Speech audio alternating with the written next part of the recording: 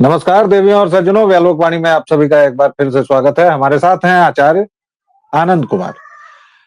हम आज चर्चा करेंगे उस व्यक्ति की जो कभी पूर्ण संपादक था, यानी एक बड़ी पत्रिका का संपादक होते हुए जिसने पूर्ण परोसने की परंपरा इस देश में शुरू की, जो कभी खुद को स्वयंभू प्रोफेसर भी बताता है। हालांकि वो कहाँ लेक्चरर भी था, ये अब तक किसी को ज्ञात नहीं है। ज्ञात होते ही आपको सूचना दी जाएगी।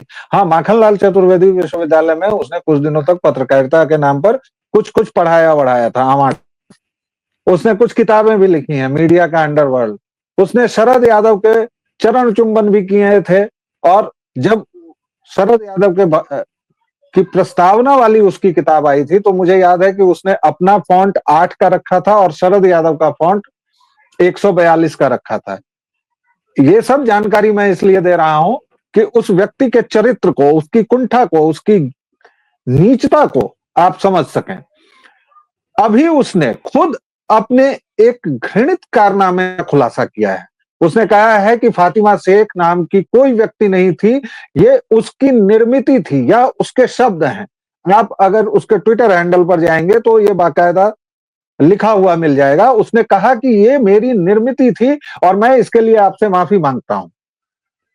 जब ये व्यक्ति अपने एक झूठ का इस तरह सरेआम कबूलनामा भर रहा है, तो अब तक इसने कितने झूठ बोले होंगे, यह सोचिएगा। इसके साथ इसकी एक और उपलब्धि है। अपने वैचारिक गुरु ईवी रामास्वामी की तर्ज पर इसने ब्राह्मणों को इतनी गालियां दी हैं, एक जाति विशेष को अपनी कुंठा, नफरत, घृणा और नीचता में सान कर ब्राह्मणों को इतनी गालियां दी हैं कि सफे के सफे कम पड़ जाएं उन गालियों को लिखने में। लेकिन आज ये कौन है जानते हैं? ये 56 इंची सरकार के इंफॉर्मेशन ब्रॉडकास्टिंग मिनिस्ट्री में सलाहकार है। और ये व्यक्ति सरेआम लिख रहा है, स्वीकार कर रहा है कि हां, मैंने 2006 में एक झूठ बोला था, एक झूठ गढ़ा था। वैसे ये झूठ बोलना या गढ़ना कोई नई बात नहीं है। आज तो आर्टिफिशियल इंटेलिजेंस का जमाना है। जापान में एक महिला उपन्यासकार ने बाकायदा एआई से एक उपन्यास लिखवाया और उस पर पुरस्कार भी प्राप्त कर लिया।